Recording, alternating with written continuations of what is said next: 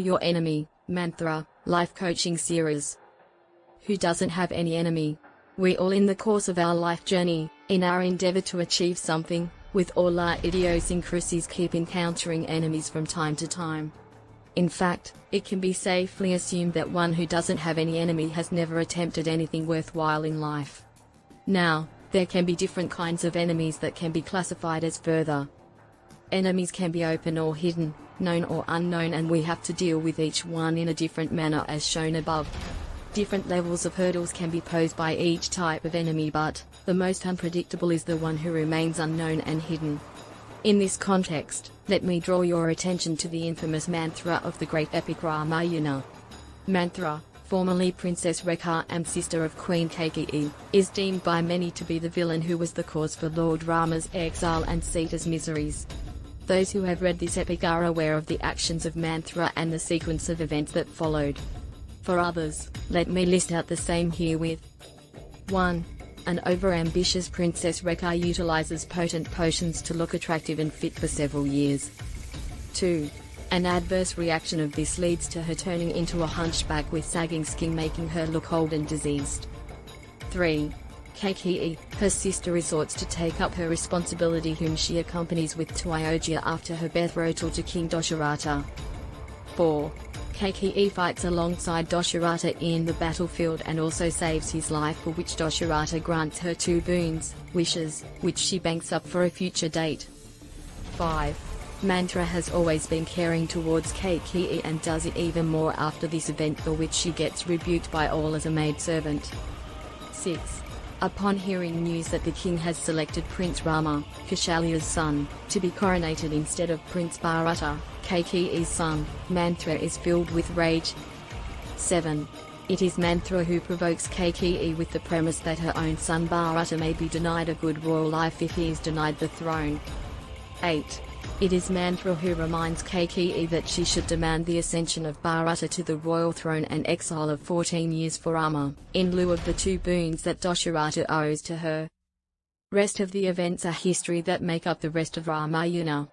I would like you to pause here and think about an alternative sequence of events had this occurred in the current times. What if Dasharatha had refused to honor his boons? What if Rama had refused to honor his father's word? What if Sita had not chosen to follow Rama? What if Lakshmana had not chosen to follow and serve his brother Rama in exile? What if Bharata had chosen to accede to the throne and declare himself as the king of Ayodhya?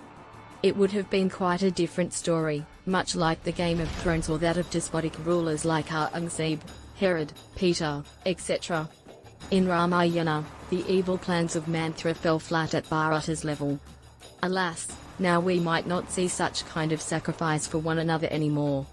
We don't have people like Dasharatha, Rama, Sita, Lakshmana, Bharata anymore, but we do have people like Manthara amongst us.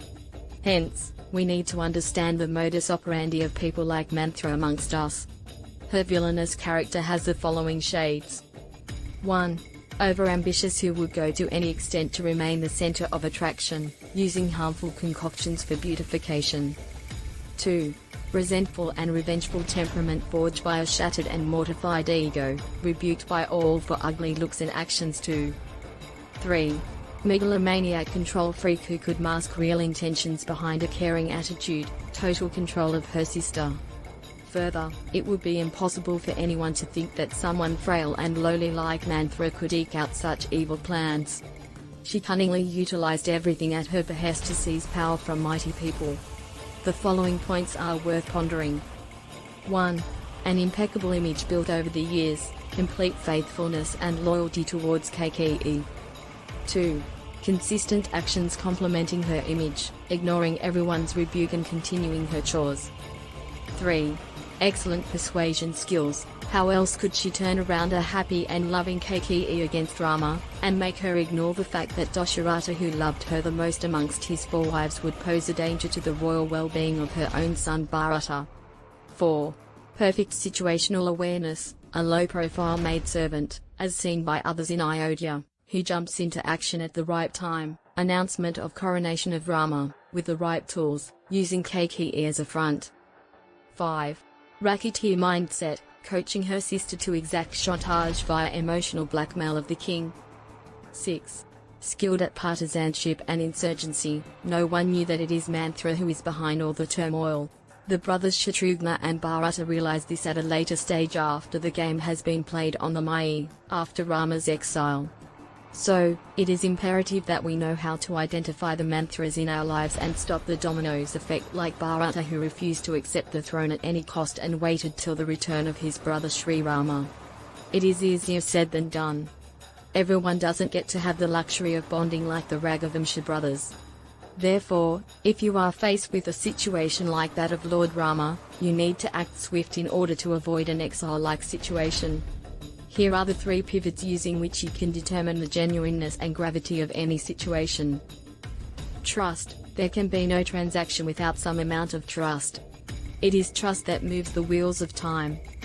Tolerance. No transaction can be smooth without some amount of tolerance. It is tolerance that can get things done. Time. Time is the measuring scale that helps us to monitor the movement and smoothness of transactions. Manthara can win as long as even one of these 3 elements are on her side. Thus, one needs to ensure that one's unknown hidden enemies are bereft of trust, time or tolerance at all times. Contact Prashant AU for life coaching training and inspirational guidance.